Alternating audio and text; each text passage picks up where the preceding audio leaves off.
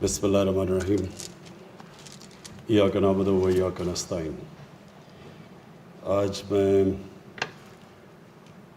Universal service fund you phone اور جیز جو انہوں نے آج ایم او یو سائن کیا ہے، میں اس کو ایک بڑا اپنے ملک کے لیے خوش آئند چیز سمجھتا ہوں۔ سب سے پہلے تو اس کی وجہ یہ کہ جو ہماری ویژن ہے کہ پاکستان میں غریب لوگوں کو جو پیچھے رہ گئے ہیں ان کو اوپر لے کے آنا، اور غریب علاقوں کو جو علاقے پیچھے رہ گئے ہیں ان کو اوپر لانا، یہ اس ویژن کے اندر بالکل فٹ کرتا ہے۔ تو اس لیے مجھے بڑی خوشی ہے کہ یہ ان علاقوں کے اندر، سندھ کے اندر جو اندرون سندھ میں گوٹ کی، سکھر کے، اس کے ارد گرد جتنے علاقے ہیں وہ برے حالات ہیں، میں خود دیکھا ہوا ہے۔ اور بلوچستان کے اندر بہت غربت ہے، بڑا پھیلا ہوا علاقہ ہے، اور اس کے اندر کئی ایریاز کے اندر ہم نے نگلیکٹ کیا، یعنی جدھر سے سوئی گیس بھی نکلی اس علاقے کو بھی، حالانکہ سارے پاکستان میں سوئی گیس سپلائی ہوئی، لیکن وہ اس کے ارد گرد جو علاقہ تھا وہ بالکل سٹون ایجز کے اندر ہے، پیچھے رہ گیا بالکل۔ تو یہ ایک جو لاپ سائڈڈ ڈیولپمنٹ ہمارے ملک میں ہوتی ہے، اس کے بہت برے اثرات ہوتے ہیں معاشرے پہ۔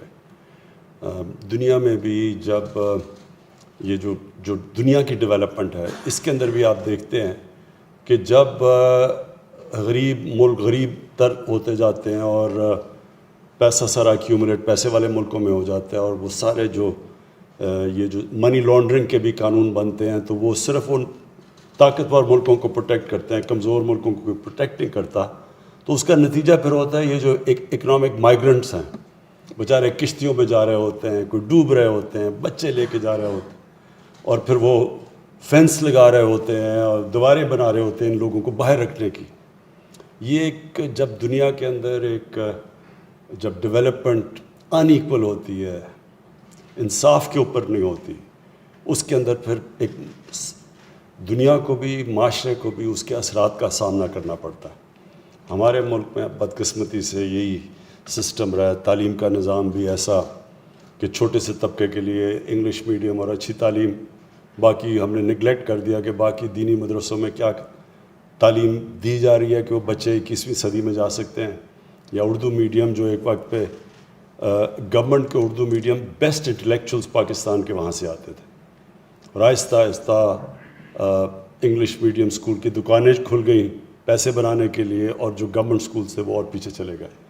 تو یہ ہمارے ملک میں اگر ایک وجہ میں بتاؤں کہ ہم اپنے پوٹینشیل پہ نہیں پہنچے، کہ 60s کے اندر پاکستان، میں لوگوں کو یاد کرواتا ہوں کہ سارے خطے میں سب سے تیزی سے ڈیولپ ہو رہا تھا، دنیا مثال دیتی تھی پاکستان کی، اور بڑے بڑے یہ جو آج ملک ہیں ساؤتھ کوریا اور ملیشیا جیسے جو ہمارے سے بہت آگے نکل گئے، یہ پاکستان کو دیکھتے تھے، پاکستان رول ماڈل تھا ان کا ڈیولپمنٹ کا۔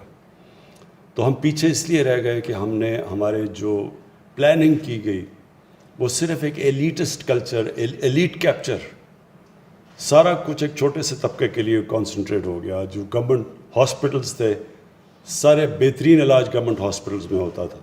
ہم سب، میں میری فیملی گورنمنٹ ہاسپٹل میں پیدا ہوئی تھی، تو آہستہ آہستہ گورنمنٹ ہاسپٹل غریبوں کے لیے رہ گئے اور پرائیویٹ ہاسپٹلس پیسے والے لوگوں کے لیے، جو کہ ایجوکیشن سسٹم میں بھی یہی ہوا۔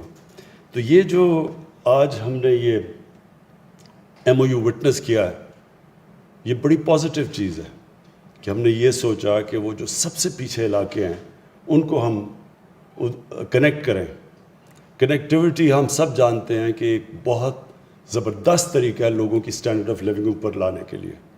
دنیا میں جب بھی کنیکٹیوٹی جاتی ہے تو خود ہی وہ علاقے اوپر آنا شروع ہو جاتے ہیں، اور یہ ہم نے اپنی آنکھوں کے سامنے دیکھا۔ گلگت بلتستان جب تک کاراکورم ہائی وے نہیں بنا تھا تو بالکل وہ ایک ایسی دنیا میں رہتے تھے لوگ کہ اس کا کوئی کنیکشن ہی نہیں تھا باقی دنیا سے۔ میں خود گیا ہوا ہوں یہ ہنزا اور نگر اور ان علاقوں کے اندر، تو وہاں لوگ تو جب کوئی آتا تھا تو لوگ سارا گاؤں نکلاتا تھا باہر، پھل دیتا تھا آپ کو، کہ انہوں نے کبھی باہر سے لوگ ہی نہیں دیکھے تھے۔ لیکن کنیکٹیوٹی سے آہستہ آہستہ اسٹینڈرڈ آف لیونگ، ان کی تعلیم کا نظام، بلکہ کئی علاقوں میں ہنزا ویلی میں ایجوکیشن ان کی جو لٹریسی ریٹ ہے وہ باقی پاکستان سے بھی زیادہ ہے. تو اس کے بڑے فائدے ہیں. اور یہ جو موبائل فون ہے اس کا جو سب سے بڑا فائدہ یہ ہے کہ موبائل فون ایک ان علاقوں کے اندر جدھر لوگوں کے پاس تعلیم نہیں پہنچی, وہ موبائل فون کی وجہ سے تعلیم چاہتے ہیں. آپ جو ایڈلٹ لٹریسی کے اوپر ہم اتنا زور لگاتے تھے کہ ہمارے ملک میں اتنے لوگ الٹریٹ ہیں, میرے گھر کے اندر جتنے بھی ملازم کام کرنے والے تھے سارے اب موبائل فون آپریٹ کرتے ہیں اور خود ہی سیکھ گئے کہ موبائل فون میں کیسے. انہوں نے انگریزی بھی سیکھ گئے اور 2-3 تو اپنی فیس بک اکاؤنٹس بھی کھول لیے ہیں. تو یہ ہوتا ہے ایڈوانٹیج یہ جو ماڈرن ٹیکنالوجی کا ہے.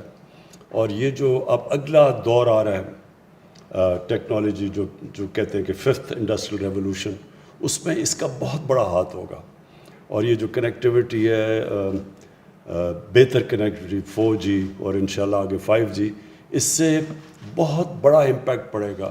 اور یہ جو کووڈ کے دوران ہم نے جو ورچوئل ایجوکیشن سسٹم شروع کیا ٹی وی کے اوپر لوگوں, یہ کیچ آن کر گیا. اور یہ ہمیں بھی اس سے اب آئیڈیاز ملا ہے کہ ان علاقوں میں جدھر ہم اچھے سکولز یا ٹیچرز نہیں بھیج سکتے, ریموٹ علاقوں میں, ادھر ہم استعمال کر سکتے ہیں یہ ورچوئل ایجوکیشن سسٹم. اب تو ہماری ساری کانفرنسز بھی ورچوئل ہوتی ہیں.